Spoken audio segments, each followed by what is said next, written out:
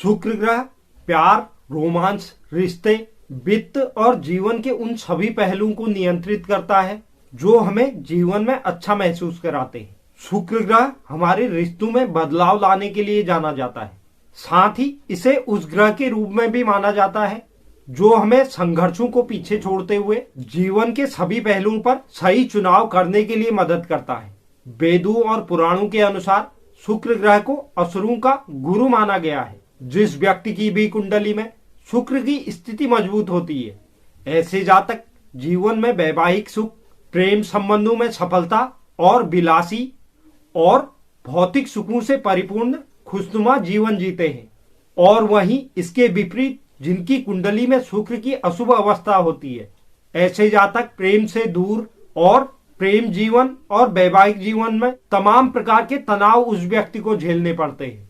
जीवन समस्याओं से भर जाता है। इस गोचर के दौरान शुक्र वक्री अवस्था में धनु राशि में प्रवेश करेंगे, जो हमारे लिए तमाम तरह के परिवर्तन लेकर आने वाला है और यह बेहद ही शुभ और शानदार गोचर साबित होगा।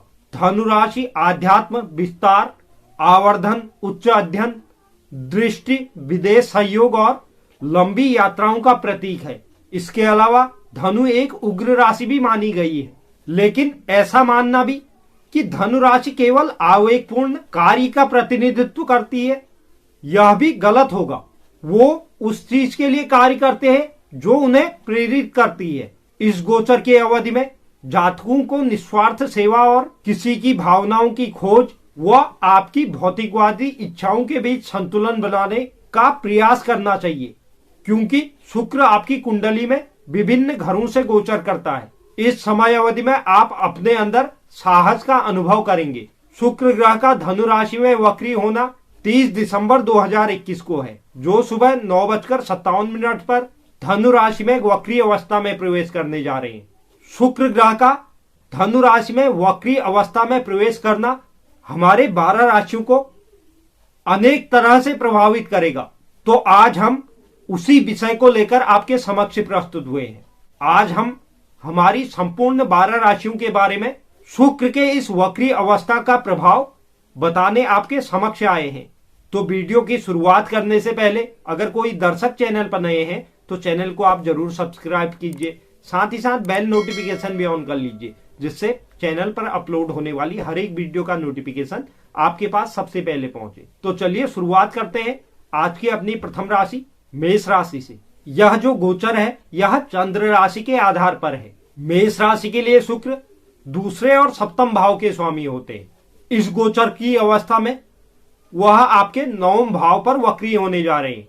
इस गोचर की अवधि में आपको लाभकारी व अनुकूल परिणाम प्राप्त होंगे। व्यावसायिक रूप से यह गोचर कार्यस्थल पर नए विचारों का आशीर्वाद आपको प्रदान करेगा और आप इन विचारों को अमल में लाएंगे और इससे वांछित परिणाम प्राप्त करेंगे। काम में आपके द्वारा लाए गए नए विचार और प्रयास आपको दक्षता के साथ और एक निश्चित समय सीमा में अपने करियर के लक्ष्यों को प्राप्त करने में मदद करेंगे। व्यक्तिगत रूप से आपके मित्र, गुरु और बुजुर्ग आपकी राय को महत्व देंगे और आप इस अवधि के दौरान अच्छा व्यवहार करेंगे। शोध कार्यों में शामिल या प्रतियोगिता परीक्षा में शामिल होने वालों को यह गोचर विशेष रूप से लाभकारी सिद्ध होने जा रहा है। इस राशि के जो भी छात्र हैं इस अवधि के दौरान लगातार प्रगति पर रहेंगे। साथ ही प्रतियोगिता परीक्षा की तैयारी कर रहे जातकों को भी वांछित परिणामों की प्राप्ति होगी। इस गोचर अवधि को शुभ करने के लिए प्रतिदिन प्रातः माता लक्ष्मी की आराधना करें। बात करते हैं वृषभ राशि की। वृषभ राशि के लिए शुक्र पहले और छठे भाव के स्वामी होते हैं। इस गोचर काल की अवधि में अनिश्चितताओं के अष्टम भाव में शुक्र वक्री अवस्था में गोचर करेंगे। आर्थिक रूप से आपका जो क्षेत्र है वह अत्यधिक इस अवधि में सक्रिय रहेगा। संकट, निवेश, वित्त, कर, बीमा, साझेदारी और ऋण से संबंधित क्षेत्रों में यह गोचर एक नई शुरुआत का संकेत दे रहा है। आपको इस दौरान कोई भावनात्मक संघर्ष का भी सामना करना पड़ सकता है, इसलिए इस समय अवधि में आपको अपने साथी के साथ बहस करने से ज्यादा उससे जितना हो सके बचने की कोशिश करना है। आप दोनों के बीच किसी बात को लेकर तकरार ना हो, इसलिए आप जब भी अपने साथी से बात करें बेहद ही विनम्र और धैर्य के साथ करें। निजी तौर पर आपके जीवन साथी के करीब आने और एक दूसरे के करीब आने के लिए यह समय बहुत अच्छा साबित होगा। व्यावसायिक रूप से अगर हम बात करें तो नई नौकरी या अंशकालिक परियोजना के लिए आप इस दौरान प्रयास कर सकते हैं। साथ ही आप रहस्यमय विज्ञान और आध्यात्म में रुचि लेंगे। मानव व्यावसायिक पाठ्यक्रमों में अपनी संरचनात्मक और कौशल विकसित करने में नई चीजें सीखने की ओर आपका झुकाव ज्यादा रहेगा, जिससे आपको अपने ज्ञान को बढ़ाने में मदद मिलेगी। इस गोचर अवधि को शुभ करने के लिए शुक्र के बीज मंत्रों का नित्य 108 बार जाप करें। बात करते हैं मिथुन राशि की। मिथुन राशि के लिए शुक्र पंचम और 12वें भाव के स्वामी होते हैं। इस गोचर काल की अवधि में साझेदारी के सप्तम भाव में शुक्र वक्री अवस्था में गोचर करेंगे। इस समय अवधि में आपको कार्यस्थल पर सद्भाव बनाए रखने के लिए ज्यादा प्रयास और ज्यादा समय लगाने की आवश्यकता होगी। आपको ईमानदारी और कठिन मेहनत का भरपूर और शुभ परिणाम प्राप्त होंगे। हालांकि इस समय अवधि में आपके अंदर कोई ऐसी भावना पनप सकती है कि आपके करीबी जो है वह आपके सहयोगी नहीं है और आपके साथ वह सहयोग नहीं कर रहे हैं। ऐसा भी मुमकिन है कि आपकी बात उनकी बातों से पूरी तरह मेल ना खाए, जिससे आप लोगों के बीच वाद विवाद होने की आशंका बनती है। उनके साथ सौहार्दपूर्ण संबंध बनाए रखने के लिए इस अवधि में आपको वाद विवाद से बचने की सलाह दी जाती है। आपका और आपके जीवन साथी का विवाह और व्यक्तिगत संबंध का सप्तम भाव रिश्ते में नई शुरुआत का साक्षी बनेगा। कौन से संबंध आपके लिए कितने खास और महत्वपूर्ण हैं, इसके लिए आपको पुनर्विचार करना पड़ सकता है। इस भाव से बिजनेस पार्टनर का भी प्रतिनिधित्व किया जाता है, जो कि इस बात का संकेत दे रहा है इस समय अवधि में आपका अपने साझेदार के साथ कोई विवाद हो सकता है। इस वक्री गोचर अवस्था को शुभ करने के लिए छोटी बालिकाओं को सौंदर्य से संबंधित सामग्री का दान करें। बात करते हैं कर्क राशि की। कर्क राशि के लिए शुक्र चौथे और 11वें भाव के स्वामी होते हैं। इस गोचर काल की अवधि में रोग ऋण रिपु के छठे भाव में शुक्र वक्री अवस्था में गोचर करने जा रहे हैं। यह गोचर आपके लिए लाभकारी साबित होगा। इस गोचर से आपको अनुकूल परिणाम मिल सकते हैं। साथ ही साथ इस अवधि में आपको जागरूक रहने और अपडेट रहने की भी आवश्यकता होगी। साथ ही हमेशा आपको किसी करीबी का मार्गदर्शन लेना आवश्यक होगा। इस दौरान कोई विरोधी आपके खिलाफ कोई साजिश रच सकते हैं। इस दौरान आपके विरोधी आपके खिलाफ कोई साजिश रच सकते हैं और आपका नुकसान करवा सकते हैं। साथ ही साथ इस समय अवधि के दौरान आपको शांत रहने की सलाह दी जाती है। यह गोचर अवधि कार्य क्षेत्र में आपके लिए कुछ नए अवसर लेकर आएगी। यह आपके लिए जटिल भी हो सकता है। आपके लिए अधिकांश नौकरियां संचार क्षेत्र से आ सकती हैं और इसके लिए भी आपको बहुत तार्किक विश्लेषण की आवश्यकता होगी। अपने स्वास्थ्य पर ध्यान देने के लिए यह एक अच्छी अवधि साबित होगी। स्वास्थ्य संबंधित कोई भी परेशानी है तो आप लापरवाही बिल्कुल भी ना करें। किसी चिकित्सक का परामर्श आप जरूर लें। इस समय अवधि में आपके खर्चों में वृद्धि देखी जा सकती है। साथ ही साथ आय में भी वृद्धि होगी। इस गोचर अवधि को शुभ करने के लिए सोमवार और शुक्रवार को चावल और चीनी का दान करें। बात करते हैं सिंह राशि की। सिंह राशि के लिए शुक्र तीसरे और दसम भाव के स्वामी होते हैं। इस गोचर काल की अवधि में रोमांच, शिक्षा और संतान के पंचम भाव में शुक्र गोचर करने जा रहे हैं। यह गोचर आपके लिए आकर्षक और शुभ परिणाम लेकर आने वाला है। आपको अपने रचनात्मक कौशल पर कार्य करने के पर्याप्त अवसर प्राप्त हो सकते हैं।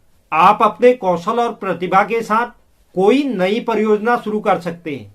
यह घर मनोरंजन को भी दर्शाता है। इस दौरान आपके प्रेम जीवन के बारे में कुछ विचार आपके दिमाग में उमड़ सकते हैं। यह विश्लेषण करने के लिए बेहद उपयुक्त समय है कि आपको अपने प्रेम जीवन में वास्तव में क्या चाहिए। इस समय अवधि में आप किसी सामाजिक गतिविधियों में भी भाग ले सकते हैं।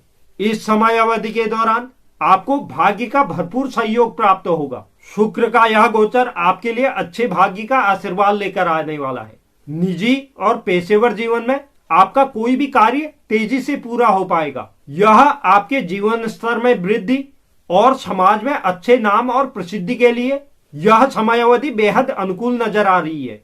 इस अवधि के दौरान आप वित्तीय लाभ की भी उम्मीद कर सकते हैं। और अतीत में आपके द्वारा किया गया निवेश इस समय अवधि में आपको शुभ परिणाम देने वाला है। इस गोचर अवधि को शुभ करने के लिए घर से निकलने से पूर्व किसी छोटी कन्या का आशीर्वाद जरूर ले। बात करते हैं कन्या राशि की। कन्या राशि के लिए शुक्र दूसरे और नवम भाव के स्वामी होते हैं। इस गोचर काल की अवधि में सुख और माता के चतुर्थ भाव में शुक्र वक्री अवस्था में गोचर करने जा रहे हैं। यह गोचर व्यक्तिगत और व्यावसायिक जीवन में आपके मनोबल को बढ़ाने वाला साबित होगा। आपके करीबी सहयोगी और वरिष्ठ अधिकारी आपके सभी प्रकार की स्थितियों में आपका साथ देने वाले हैं। अतीत में आपके द्वारा किए गए कार्यों का इस समय अवधि में वांछित परिणाम मिल पाएगा और आपके द्वारा की गई कड़ी मेहनत का इस समय अवधि में आपको कोई पुरस्कार या उस कार्य को मान्यता मिल सकती है। हालांकि आपको इस समय अवधि में शांत रहने की आवश्यकता होगी। किसी भी चीज में आपको जिद्दी होने से बचना है और वाणी में सौम्यता लाकर किसी से बात करें और व्यक्तियों से सौहार्दपूर्ण संबंध बनाए रखने की कोशिश करें। यह आपको लाभ देगा। आर्थिक रूप से पूर्व में किए गए कोई वित्तमय निवेश इस समय अवधि में आपको लाभ दे सकते हैं। इसकी प्रबल संभावना बन रही है। यह गोचर आपके व्यापारिक सौदों के लिए भी अनुकूल परिणाम देने वाला है। इस वक्री गोचर अवस्था को शुभ करने के लिए प्रातःकाल भगवान लक्ष्मी नारायण की पूजा करें। बात करते हैं तुला राशि की। तुला राशि के लिए लग्न स्वामी शुक्र संचार कौशल छोटे भाई बहनों के तृतीय भाव में गोचर करने जा रहा है। यह पहले भाव के साथ साथ आठवें भाव के भी स्वामी होते हैं। इस गोचर काल के दौरान आपको अपने व्यक्तिगत और व्यावसायिक जीवन में कुछ बाधाओं का सामना करना पड़ सकता है। कार्य क्षेत्र या निजी जीवन में आपका कार्य तभी पूरा होगा जब आप उसे ईमानदारी और मेहनत के साथ करेंगे। यह समय अवधि पेशेवर और व्यक्तिगत रूप से आपकी जिम्मेदारी बढ़ाने वाला साबित हो सकता है। इस समय अवधि के दौरान आपको किसी छोटी यात्रा पर जाने का मौका मिल सकता है। इस चरण के दौरान लघु पाठ्यक्रमों प्रशिक्षण भाई बहन मीडिया प्रौद्योगिकी इलेक्ट्रॉनिक्स और लेखन से संबंधित क्षेत्र से जो भी जुड़े हुए हैं उन जातकों को इसका बहुत अधिक प्रभाव पड़ने वाला है। आपके संचार कौशल के साथ आपके पास बहुत अधिक काम होगा। आपको राइटिंग या एडिटिंग का काम भी मिलने की संभावना बन रही है। यह गोचर आपको काफी मिलनसार बनाने वाला है। जो जातक नेटवर्क या समूह के साथ कार्य करता है उनके लिए यह गोचर अवधि शुभ परिणाम लेकर आने वाली है। इस गोचर अवधि को शुभ करने के लिए आपको क्रिस्टल क्वार्टज माला धारण करनी चाहिए। बात करते हैं वृश्चिक राशि की। वृश्चिक राशि के लिए शुक्र सप्तम और 12वें भाव के स्वामी होते हैं। इस गोचर काल की अवधि में परिवार वाणी और धन के द्वितीय भाव में शुक्र गोचर करने जा रहे हैं। व्यावसायिक रूप से यह गोचर किसी नए उद्यम को शुरू करने के लिए बहुत अच्छी अवधि साबित होगी। हालांकि यहाँ पर शुक्र द्वितीय भाव जिसे परिवार का भाव बोला जाता है उस भाव में गोचर कर रहे हैं। इसलिए आप अपने दोस्तों जीवन साथी भाई बहनों या परिवार के अन्य सदस्यों के साथ व्यवसाय शुरू करने की ओर ज्यादा महत्व देंगे। यह गोचर आपको भावनात्मक और वित्तीय सुरक्षा प्रदान करेगा।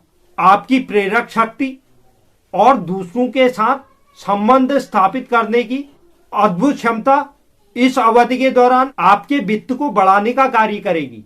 स्वास्थ्य की अगर हम बात करें तो स्वास्थ्य के दृष्टिकोण से आपको अपने जीवन साथी के स्वास्थ्य का ध्यान रखना होगा और साथ ही साथ इस समय अवधि में आपको अपने जीवन साथी को कोई क्वालिटी टाइम देने की कोशिश करनी है। इस गोचर अवधि को शुभ करने के लिए अष्टलक्ष्मी स्तोत्र का नित्य पाठ करें। बात करते हैं धनु राशि की। धनु राशि के लिए शुक्र छठे और 11वें भाव के स्वामी होते हैं। इस गोचर काल की अवधि में आपके लग्न भाव पर शुक्र वक्री अवस्था में गोचर करने जा रहे हैं। इस गोचर की अवधि में आपको शुभ परिणामों की प्राप्ति होगी। यह भाव आपके व्यक्तिगत जीवन को दर्शाता है, इसलिए यह गोचर आपके व्यक्तिगत जीवन के संबंध में कुछ परिवर्तन या बदलाव की वजह बन सकता है। ऐसा भी संभव है कि आप अपने परिवार के साथ किसी विषय को लेकर गंभीर चर्चा कर सकते हैं और हो सकता है आप अपने अचल संपत्ति के सौदे पर भी इस अवधि में चर्चा कर सकते हैं। इस समय अवधि में नई संपत्ति बेचने या खरीदने में आपकी रुचि हो सकती है। आपके अतीत में किए गए निवेश से आपको अप्रत्याशित लाभ मिलने की संभावना बन रही है। यह लाभ और मुनाफा आपको भविष्य में इसी तरह निवेश पर विश्वास बढ़ाने में मदद करेगा। इस गोचर अवधि को शुभ करने के लिए प्रत्येक शुक्रवार को चींटियों को चीनी खिलाएं। बात करते हैं मकर राशि की। मकर राशि के लिए शुक्र पंचम और दसम भाव के स्वामी होते हैं। इस गोचर काल की अवधि में हानि और व्यय के 12वें भाव में शुक्र गोचर करने जा रहे हैं। व्यावसायिक रूप से अपने प्रतिस्पर्धियों और शत्रुओं के साथ विवाद निपटाने के लिए या हमेशा खत्म करने के लिए यह समयावधि आपके लिए बहुत अच्छी साबित होगी। जीवन का भरपूर आनंद लेने के लिए आपके पास कई क्षण होंगे, लेकिन इस दौरान आपका मोटा पैसा खर्च हो सकता है। मकर राशि के महिला जातकों के लिए यह समयावधि काफी अच्छा साबित होगा और आपको करियर में आगे बढ़ने में मदद करेगा और आपको विदेशी लाभ भी प्राप्त होने की प्रबल संभावना बन रही है। यह गोचर अवधि आपको विभिन्न व्यावसायिक प्रस्तावों को अपने पक्ष में करने के कई सुनहरे अवसर प्राप्त होंगे, लेकिन आपको इस समय अवधि में स्थिति के पक्ष और विपक्ष को ठीक से तोलकर कोई निर्णय लेने की आवश्यकता होगी। व्यक्तिगत रूप से शुक्र 12वें भाव में जीवन साथी के लिए कारक होने की वजह से विवाहित जातकों के लिए यह बहुत अच्छा नहीं कहा जा सकता। इस समय अवधि में आप अपने पार्टनरों का पूरा ध्यान रखें, क्योंकि इस समय अवधि में उन्हें स्वास्थ्य से संबंधित समस्या उत्पन्न हो सकती है। इस गोचर अवधि को शुभ करने के लिए प्रतिदिन प्रातःकाल श्री सूक्त का जाप करें। बात करते हैं कुंभ राशि की। कुंभ राशि के लिए शुक्र चतुर्थ और नवम भाव के स्वामी होते हैं। इस गोचर काल की अवधि में आय और लाभ के एकादश भाव में शुक्र गोचर करने जा रहे हैं। कुंभ राशि के जातकों के लिए यह गोचर लाभकारी परिणाम लेकर आएगा। इस अवधि के दौरान भाग्य भी आपका पूरा साथ देगा। हालांकि आपको काम पर अपना वांछित परिणाम प्राप्त करने के लिए कड़ी मेहनत करने की आवश्यकता होगी।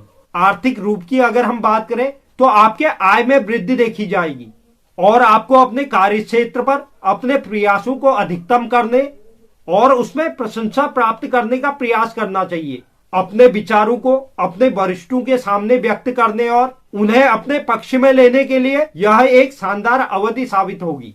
पारिवारिक जीवन की अगर हम बात करें तो आप अपने माता पिता और जीवन साथी की खुशी की वजह बनेंगे। स्वास्थ्य की अगर हम बात करें तो इस समय अवधि में आप फिट और स्वस्थ रहेंगे। इस गोचर अवधि को शुभ करने के लिए प्रतिदिन शुक्र की होरा में शुक्र के बीज मंत्रों का जाप करें। बात करते हैं आज की अपनी अंतिम राशि मीन राशि की। मीन राशि के लिए शुक्र तीसरे और अष्टम भाव के स्वामी होते हैं। इस गोचर काल की अवधि में कर्म के दसम भाव में शुक्र वक्री अवस्था में गोचर करने जा रहे हैं। पेशेवर तौर पर आपको इस गोचर के मिले जुले परिणाम प्राप्त होंगे। इस समय अवधि में आपको प्रदर्शन करने के कई मौके प्राप्त होने वाले हैं। अपने काम को सही ढंग से पूरा करने और लोगों के सामने पेश करने के लिए कोई भी प्लान आपको सोच समझकर चुनना है। यह गोचर अवधि आपको परेशान कर सकती है, क्योंकि कार्य क्षेत्र में आपको वांछित परिणाम प्राप्त नहीं होंगे। नए लक्ष्यों और समय सीमा को पूरा करने के लिए आपको अतिरिक्त प्रयास करने की आवश्यकता होगी। निजी जीवन में भी आपके तर्क वितर्क होने की संभावना बढ़ रही है, इसलिए आपको किसी भी रिश्ते में इस अवधि के दौरान सावधान रहने की आवश्यकता होगी।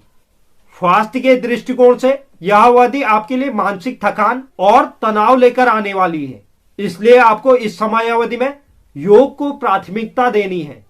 इस गोचर अवधि को शुभ करने के लिए सफेद चंदन का लेप रोज सुबह माथे पर लगाएं। तो यह था शुक्र का वक्री अवस्था में धनु राशि में गोचर, जिससे हमारी 12 राशियां प्रभावित होने जा रही है। उम्मीद करता हूं यह जानकारी आपको पसंद आई होगी। जो भी दर्शक चैनल पर नए हैं, चैनल को आप जरूर सब्सक्राइब कीजिए, साथ ही साथ बेल नोटिफिकेशन भी ऑन कर लीजिए, जिससे चैनल पर अपलोड होने वाली हर एक वीडियो का नोटिफिकेशन आपके पास सबसे पहले पहुंचे। और आप वीडियो को लाइक कीजिए और शेयर कीजिए और कमेंट बॉक्स में आप अपनी राय भी जरूर लिखें। धन्यवाद।